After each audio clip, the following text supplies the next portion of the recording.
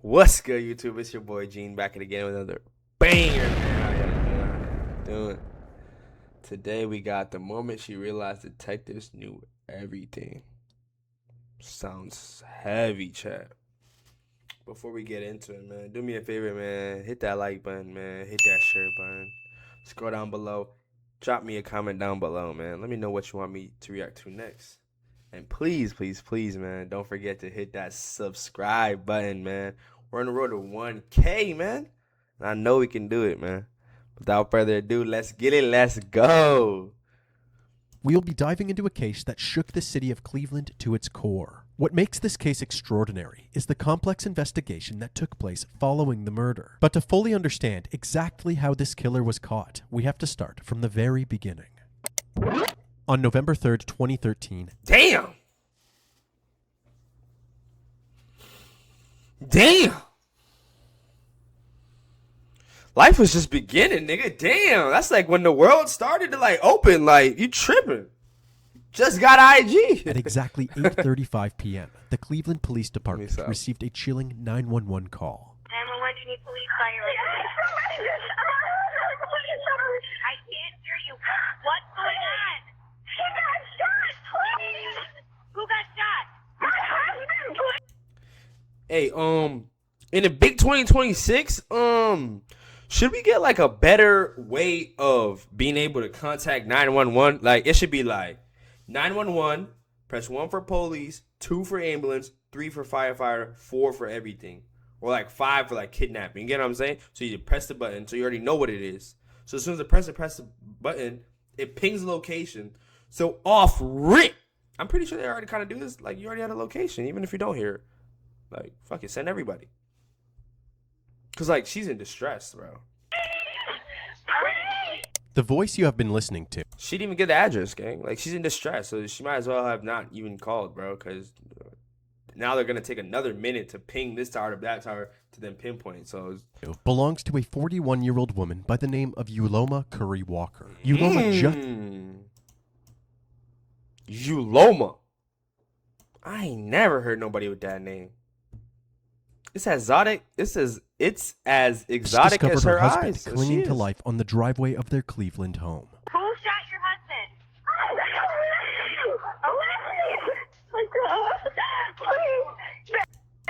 Okay, the police are coming, ma'am. Please help me.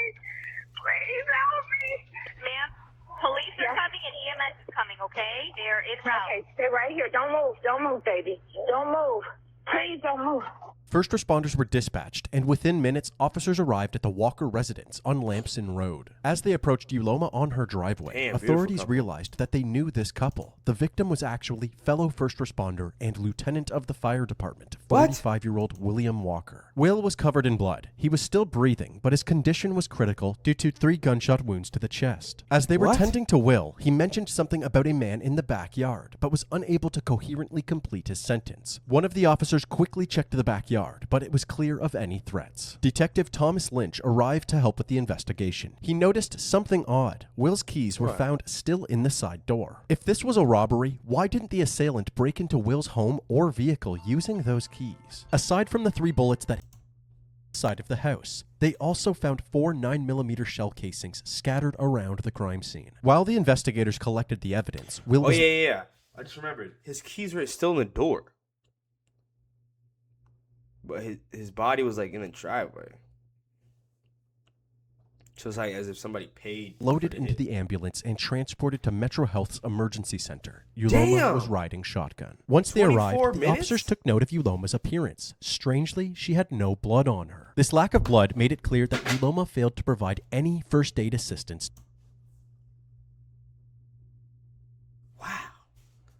To her dying husband, despite being a nurse herself. The officers attempted to... Hold on, bro.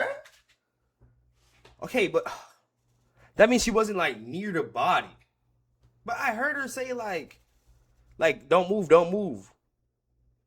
speak with her, but they were interrupted by bad news. Will's injuries proved to be fatal, and on November 3rd, 2013, at 11:42 p.m., just 3 hours after the 911 call was placed, Lieutenant William Walker was pronounced dead. 45-year-old William Walker was a Rest in 15-year peace, veteran with the department. Walker was shot several times in the driveway of his Cleveland home last night. Walker's neighbor the tells us she driveway. heard 5 shots. He was in the driveway, but his keys were in the door. He probably was unlocking the door. Shorty had her mistress in there. Whole time, she's married to a good guy with a great job, and she still got that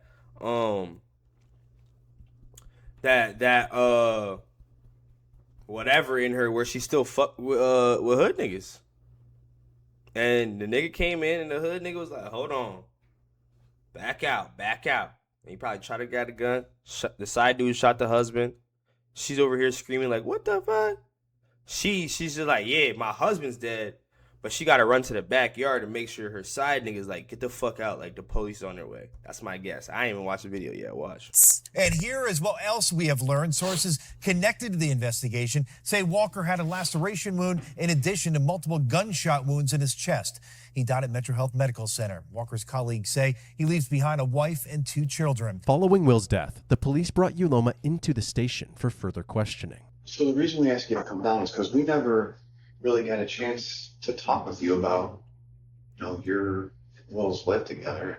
Uloma and Will met back in 2005. They instantly felt a connection. They were both single parents, each having 2 children from previous marriages. And they both had similar social circles due to their professions, Uloma as a nurse and Will as a firefighter. In early 2013, Uloma was diagnosed with breast cancer. This pushed the couple to finally get married, partially so Uloma would be covered under Will's insurance benefits. William was just a great person. Unbelievable. I'm not going to say he was perfect, but he was my perfect. I just want to find out what happened. I know this isn't easy, honey. How about, can we just go through what happened? On the night of the shooting, the two were packing their belongings for their upcoming move to a new home in Madison, Ohio. Just before 8:30 p.m., Uloma asked Will to get some dinner from a nearby McDonald's. Upon his return, Uloma heard shots fired and Will screaming outside. After running outside and finding Will on the ground, she noticed a suspicious stranger while she was dialing 911. It was really bad. But how does his keys get in the door? I don't remember what he looked like. And I asked him what he... And she's looking down. Yo, Gary. Yo, come on now. I don't remember. That's the only Come on now. person I remember. Y'all been around. Y'all already know what that Was he is. close to you? Did he approach you? He came in the Let driveway. me try to move my shit. Officers instantly had an idea of who this mysterious person may be. What? Will and Uloma's How? neighbor was a 27-year-old man named Rex Coleman. Rex had an extensive criminal record and had multiple armed robberies under his belt. He also owned an auto dealership that Will was in the process of purchasing 2 vehicles from. However, after paying $10,000 for one of them, the vehicle never arrived. The detectives asked Uloma if this conflict ever led to a confrontation between Rex and Will. She said no. However, there was a heated altercation between Will and some of Rex's acquaintances. There was no physical altercation or anything, just yelling and screaming. We were yelling and screaming. She couldn't remember what this altercation was about, but from that point on, Will always carried a gun whenever he left his home. Straight Something up. had happened and William had gotten his gun from underneath the bed. He took Pepe outside. As a dog. Following this interview, they hunted Rex Just her body, like just looking down. down and brought him to the station for questioning. He denied any involvement in Will's shooting and provided an alibi, a pizza date with his girlfriend. Police were able to confirm this alibi, and nothing suspicious was found while looking through Rex's phone. Therefore, Rex Coleman was ruled out as a suspect. This lead didn't pan out, but it wasn't long before detectives had another name on their radar. After setting up an anonymous tip line, the police received multiple tips telling them to look into somebody named Chad. Chad. However, they provided no last name, no address, nothing, just the name Chad. The investigators reached out to Uloma and asked her if she knew anybody by that name. She said that her daughter Jackie actually had a boyfriend named Chad, and that the two were at Chad's mom's house on the night of the shooting. When speaking with Jackie, the detectives found it odd that she also wouldn't provide Chad's last name, but they were easily able to track this information down. His name was Chad Paget. The detectives Why wouldn't she be able to? This is getting weird. Spoke to all three of them, Uloma, Jackie, and Chad, about Chad's relationship with Will. They all said essentially the same thing, that Chad and Will got along just fine. However, when asking Will's co-workers about this relationship with Chad, they all said the opposite, that Will thought Chad was a lazy punk that's not good enough for Jackie. These contradictory statements puzzled the detectives. Of course, that's his daughter. Look at him. Look at him. Bro, this guy's a chief of firefighter. Look at him. And they look like they have a baby. Look at him. Oh, bro, the fuck? Uloma and Jackie. What father is, like, unless the guy is really doing better than the dad, what father is really, like, enthusiastic his daughter finna, like, vouching for Chad if he was clearly on Will's bad side. Everything so far was pointing to Chad being involved, but since he and Jackie corroborated each other's alibis, authorities let him go. Soon after interviewing Chad, results came back from the crime lab, and it turns out that there was a latent fingerprint on one of the shell casings. However, this fingerprint didn't match anything in the criminal database, and even if it belonged to Chad, there was no way to know since Chad refused to provide his DNA and fingerprints. Therefore, Chad was placed on the back burner while the investigation continued. So when they be doing this finger scanners, it's only the people that been in the system, huh? I thought it was just everybody in America. It's just going like. In the days following Chad's interview, a vigil was held for Will.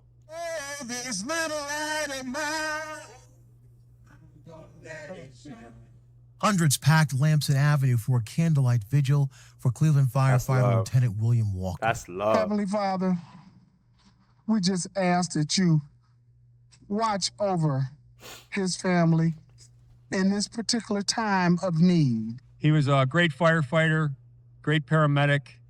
He represented us well. Mike is crazy. And I could tell you this, that I'm a better man for having known Will Walker. I'm really emotional right now, but I just want to thank everyone for coming out to support my brother. He would gladly, and I know he's gladly appreciating this right now. Thank you. I love you, Will. I put my life on the line for the fire department. I've never done the things that he's done for this community. And somebody know what happened. And they're listening right now. So you will be caught. Let me tell you something, bro. Let me tell you something. The streets know everything, nigga. Bro, streets know everything.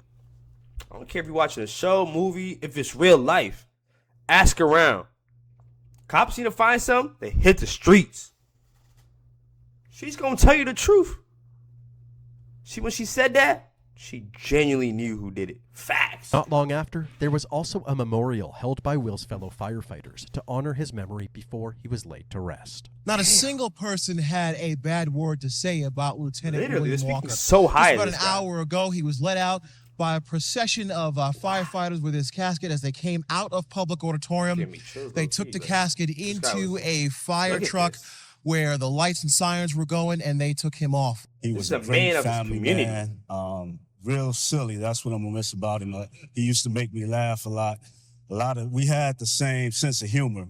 Over the next year, the case slowly went stagnant. Several more leads were looked into, but each of them only led to a dead end. Uncertain of what move to make next, they brought Uloma back in for another interview as a last-ditch effort for new information. Was there anything going on at the time? Was there anything that we should be, focusing on?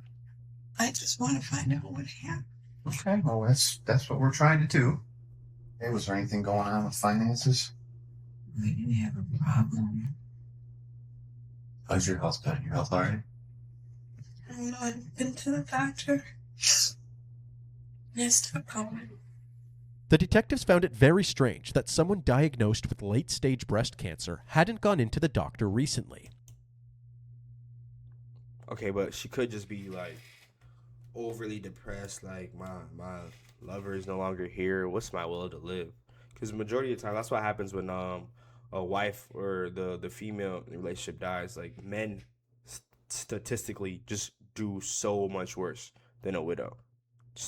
Statistically. After men just cannot shake this that. interview, they looked into Yuloma's medical records. They determined that she hadn't been to a doctor in over a year. In fact, it turns out that there was zero history of her undergoing chemo or any cancer treatment at all. Authorities quickly realized that her late-stage breast cancer diagnosis was a complete lie. This led investigators to dig deeper into Yuloma's records, including her financial records. And it turns out that she had amassed a significant amount of debt using a plethora of credit cards. For a moment, the investigators thought that they were onto something big. Perhaps Yuloma had faked her diagnosis so that Will would marry her, and once married, she killed Will to collect his life insurance payout, thus solving her crippling financial situation. But they quickly learned that the beneficiary for Will's life insurance wasn't even Yuloma, but rather his ex-wife Rita.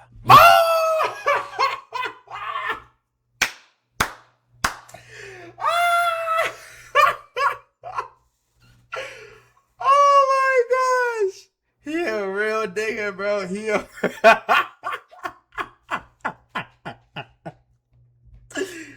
Oh my gosh, you're goofy, bro. You're goofy, bro. Let me explain this. The lady, this beautiful woman to my right, that's his first love. That's the woman he truly loved, bro. But they just met when they were young, when they were younger, man, when they were figuring out life, and life was figuring them out, you know, and just things just didn't work. But they probably had two children together, as I heard. So they just, you know, let's just be parents. When y'all have kids, y'all can separate because at least y'all see each other. And then the woman on the left, he just met her spontaneously after they were done. But remember, soon after they met, they just immediately got married because she had breast cancer. So it's like, yeah, I'm dying. The guy's like, what? You can't be dying. Let me help you. You know, that's what guys do. So that's what I'm thinking happened. But he never really got fully over his first wife. I'm telling you, that's the love of his life. Every man knows this. The first love theory. Yuloma didn't receive a dime. Did Yuloma think that she would receive that money? Otherwise, why would she kill Will if it wasn't for money? Was Yuloma really involved in Will's death after all? Like, can't you fucking check? There's no way she just aimlessly just killed her husband just because he died. She was on the Investigators needed more information if they ever wanted to answer these questions. So in December of 2014, the Cuyahoga Police Department and the Cleveland Fire Department offered a $10,000 cash reward in exchange for any information about Will's murder that leads to an arrest. We sincerely hope that someone will step forward and provide some information. When they saying that, who you think they talking to? They talking to the streets, bruv. Bro, everybody on the block know the true story. Everybody. But you just don't want to be the nigga to tell. You don't want to be the guy that's the snitch. Because they going to stop telling you things. I'm telling you. They talking to the streets. After notifying the public about the cash reward, a new tip came in from someone named Isaiah. Apparently, Isaiah had been approached by none other than Chad Padgett, who asked if he would carry out a hit in exchange for money. Isaiah denied this offer. With this new information, police now had probable cause for a search warrant of Chad's phone records. They noticed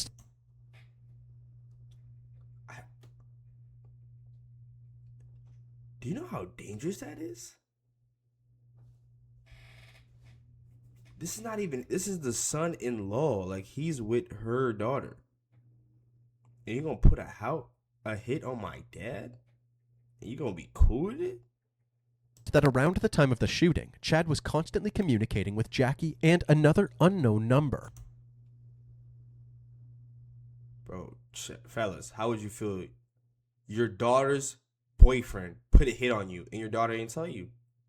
What? That's Police were able to trace this phone number back to a man named Ryan Doherty. Ryan Doherty was notorious in Lieutenant Walker's neighborhood for his colorful history of robberies and burglaries. In fact, at this point in the investigation, Ryan was serving a 17-year prison sentence for robbing a Family Dollar store and shooting a cashier in the stomach, less than 3 weeks after Will was killed. Officers wanted to build as strong of a case as possible before moving in on any suspects, so they obtained search warrants for Jackie, Ryan, and Yuloma's phone records as well. They then worked with the FBI to create a clear map showing the exact location of these cell phones throughout the night of the shooting, and the exact times that they were communicating with each other.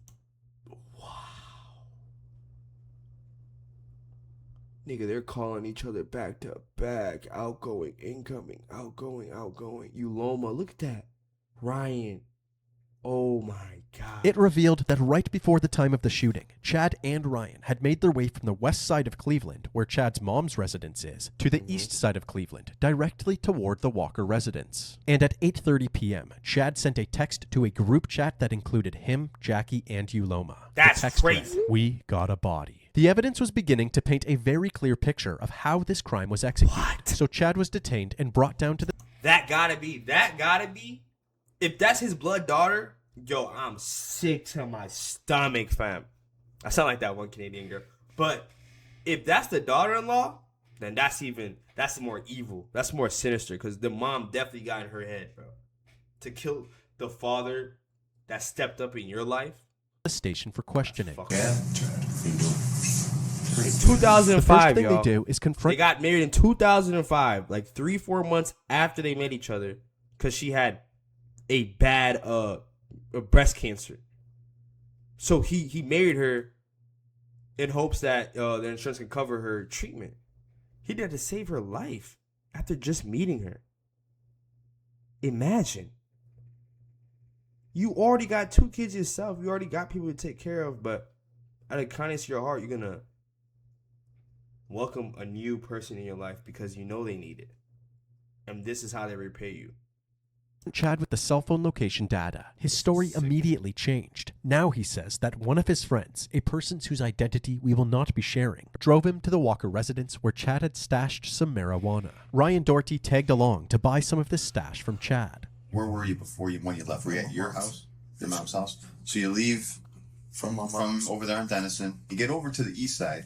Tell me what happened. After picking up the goods, They're Chad all looking down, gang. I'm trying to tell ya. We come on. We damn near pros at this. and Ryan went outside to make the exchange. Went up on the porch, got my stuff. Showed Ryan what it was. As they walked back to the car, Will pulled into his driveway, parking just out of Chad's view. When Ryan saw this, he suddenly started walking towards the driveway. He came back moments later as if nothing happened. What did Ryan say when he ran up? He didn't say nothing. That's the thing. Ryan didn't say nothing at all. Nothing. It was just when I walked down the street, he told me, he's like, bro, like, I got you. You ain't gonna say nothing. I'm like, no, I truly did not know. You didn't hear any gunshots? No. And I know the sounds of gunshots. Chad says that he only found out about Lieutenant Walker's murder later that night. On the porch, I see Jackie sitting there crying and everything, and she told me, like, look, guess what was that? Like, what you mean? Stop lying. That's when 2 and 2 got in my head. And they're gonna do you the worst. While way telling in this jail, story, bro. Chad didn't realize that the detectives knew about the "We Got a Body" text. They gave him one last chance to fess up. This could be an opportunity for you to determine.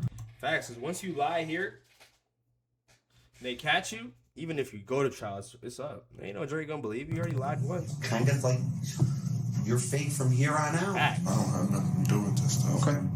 Since Chad continued to be untruthful, the detectives Lock decided him that up. they had had enough. Bag murder.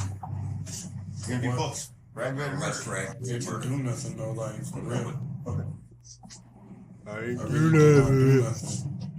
Bum ass nigga. That Pops was right. You are a bum ass nigga. I ain't do that. You probably didn't go quite how I you don't think do the worst way in there, fam. Never even did nothing. Following this interview, Don't Chad cry Patrick now, was charged pussy. for the murder of Lieutenant William Walker. His DNA sample Like, look at him crying now. Hey, we not just charging him though, right? Gang, bring the others. samples and Bring the fingerprints others. were finally collected. The fingerprints were then compared to the ones found on the shell case at the crime scene. It was a match, suggesting that Chad was the one who loaded the gun. After being thrown in jail for a few days, Chad's mother contacted the detectives, saying that Chad wanted to speak with them again. He was ready to tell the full truth. Wherever you feel comfortable starting. What do you mean trying to think? Nigga, we gave you a couple days to think, nigga. It's time to speak, nigga. Spill the fucking beans, nigga. Like dead ass. I'll put a timer on. Right, I'll put one of them hourglass things, turn it over. Hey, once the last grain of sand falls, I'm out. Whether you told me to full or not. The fuck? I've been with that girl for 6 years. Non-stop. On and off. Like, we've been cool. I met her mom a bunch of times. She seemed pretty cool. Apparently, Uloma, Chad, and Jackie were all in the car together when Uloma first mentioned the idea of killing Will. One day, Dropped off at work. Picked her up. She asked me a question. She asked me, did I want to make like $10,000? I said, yeah. She asked me to, I don't know how to put it. How she asked me? She asked me to kill Will. Yuloma told them that Will had been physically abusing her and that the only way out of this abusive relationship was to get rid of him. The man was on $10,000, dude. This money was running through my head. Yuloma told them that Will had a 100. Wow, niggas really killed over 10 bands, bro. Damn. Damn. 10 bands, bro. 10 bands. $1,000 life insurance policy, and it's not like you showing a nigga, like it's not like you got it right here. So yeah, you do this, I'll just give you guys slide you 10 bands. That's how down bad some niggas is, bro. They would get paid once the job is done. That's so scary. I can't do it, but I might know somebody. She said, okay, that's cool. Yuloma then gave Chad a $1,000 deposit to search for a person to complete the job. Chad had initially presented the offer to his friend Isaiah, but after he rejected the proposal, he turned to his cousin, 22-year-old Christopher Hine, who was known to be an arms dealer on the streets. Chris then put Chad in contact with Ryan Doherty, who he enlisted to carry out the killing. Okay, Ryan was like, would you be able to do something for some money? He was like, what's up? I asked him, is he able to kill Will for some money? He said yes. If you didn't get $10,000, I'm probably want to say altogether about 2,500. And of that $2,500, how much did Ryan get? 500, and I still owe. You slimed the nigga out for 2,500. You slimed the nigga out for just 2 weeks worth of work? My nigga, you could have just went to get a job at McDonald's. You slimed a nigga out for you slimed out your 100. He was on my. And he has a son by the girl, so that's the granddad. Oh, Chad's son. interview was wrapped up, and Chris and Ryan were immediately tracked down and brought into the station by police. Chris was very forthcoming. Why? Where's the mom at? And the daughter? What are we doing? Telling the detectives the same story that Chad did, and then some. According to Chris, he was originally set to execute the plan in October of 2013, just a month before Will's death. He even went to Will's home on Lampson Road, but lost his nerve and couldn't fire the weapon. That's when he reached out to Ryan to carry out the hit, offering him a mere $800 and an assortment of paraphernalia. Ryan was much less cooperative during his interview. The detectives began questioning him, but without hesitation, he denied all of the allegations. The interview ended there as Ryan would not provide any further information. Considering the "we got a body" text in the group chat, it seemed that Jackie was also closely involved in her stepfather's death. The detectives were now ready. No, it's even more sinister. That's his stepdaughter. That means Yuloma's daughter. That's Yuloma's daughter, the wife's daughter. So that's why it makes more sense, because if my daughter, daughters are protected of their dads, when they grow, especially when they grow older and they have like a stepmom. Ready to speak with her again. They don't Jackie play that initially shit. claimed that she had no knowledge of the murder plot. However, detectives confronted her with all of the evidence, which prompted her to hop on the confession bandwagon. She opened up and confirmed what Chad and Chris had said, that Yuloma claimed she was being abused and was the leader of the operation. Chad was the middleman, Chris was the arms dealer, and Ryan was the shooter. As for the driver, Chad, Chris, and Jackie all said that he was not told the real purpose of the trip and truly believed that they were just going to fetch some marijuana. When Chad and Ryan re-entered the car, they told him to hurry up since they had just robbed someone. Furious, he ordered both men out of his car. They complied and their friend drove off. The two then took the train home, back to the west side of Cleveland to meet. You know what? Y'all did kill that nigga, but y'all real niggas for hopping out the V, bro. Up with Jackie and Chris. I'm not Jackie taking also y'all told the damn detectives that after everything was all said and done, Yuloma never actually paid anybody the full amount that they were promised. Fuck all of y'all, bro. I'm glad y'all got paid, bro. Jackie was then also taken into custody. Hell so there was yeah. only one person left, Yes! Yuloma. However, there was one problem. Authorities were struggling to find Yuloma. Any attempts to reach out to her were met with no response. Fuck you mean? In an attempt to hunt her down, police reached out to Yuloma's inner circle, and apparently a close friend of hers had reason to believe that Yuloma had fled the state. She said that several months after the shooting, Yuloma had asked her to help store some of her family's belongings. The friend agreed and rented a storage unit for about $800. However, after storing the belongings, Yuloma went on a road trip to North Carolina. She never reimbursed the friend and had not been seen since. Police later found out that one of the belongings Yuloma left behind was actually Will's car. The most shocking part was that his remains were found in the back seat. After His what? Like his belongings? So she grabbed all the family's belongings and put his shit in his car. collaborating with North Carolina state law enforcement, in just 3 days, Yuloma was located and transported back to Cleveland, Ohio. As soon as she arrived, she was re-interviewed by Cleveland police, and this time, there was no holding back. Hey, Yuloma. Remember Sandoval? It's been a while. Obviously, you're aware there's been some developments. Yes! Along the way. Lock her up! You are a person that we consider involved in the murder of William Walker. It is all this soft considered shit? an aggravated Bring the murder hammer. case because it was planned. I don't give a fuck. Bring down the hammer. You're going down for murder. At this time, do you care to make any statements about our investigation into the murder of William Walker? Not with an attorney. Okay. With Yuloma being uncooperative, she was swiftly arrested. Her and her 4 co-conspirators were all charged with aggravated murder, conspiracy to commit murder, and 2 counts of felonious assault. Hit him with a RICO, During their nigga. arraignments, each person pled not guilty and was assigned a $1 million. I'll be damned. Not get. Watch. Remember I told y'all, they don't play when it comes to one of theirs. Watch. Dollar bond. You wish to enter a not guilty plea. Not guilty Especially plea is her? accepted. Bond is set $1 million. However, leading up to Yuloma's trial, her alleged accomplices would all eventually turn against her. Chad, Chris, Ryan, and Jack all agreed to testify nigga. against Yuloma. Is she turning to mama, nigga? Fuck all of y'all, nigga. But especially fuck her, nigga. Run that shit back. Pussy ass nigga, man. Cause she didn't pay none of them either. What loyalty you got for her, nigga?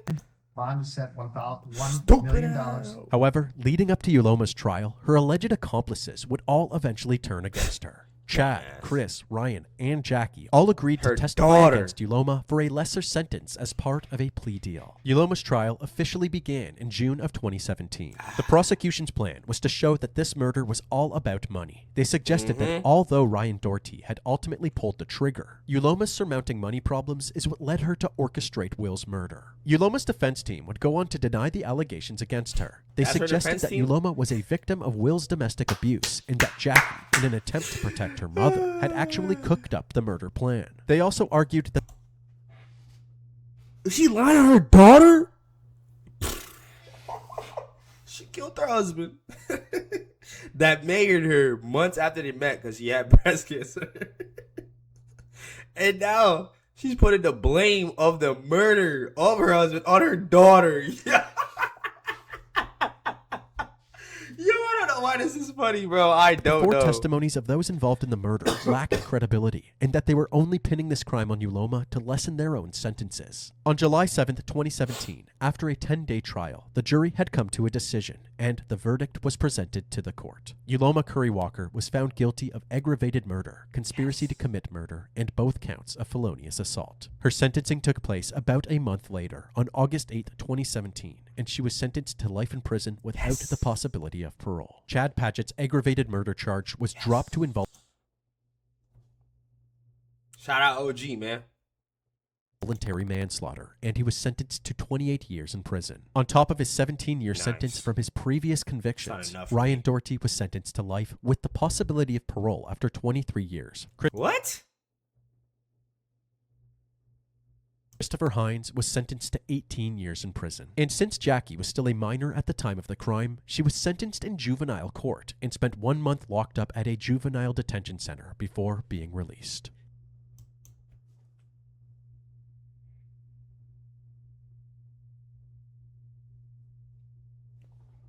She killed her stepdad. Or was... 1 month? gang, it's not even only disgusting you killed a nigga over some cheese. Then you get 1 month. I hope she never even see her son. I hope her child definitely get taken away from her. I can't lie, chat. That was heavy, chat. That was heavy. Be careful who you spend your time with, man. I'm telling you, 5 months after he met the shorty, she was diagnosed with cancer. To help her and save her life, he married her so the shirts could cover her.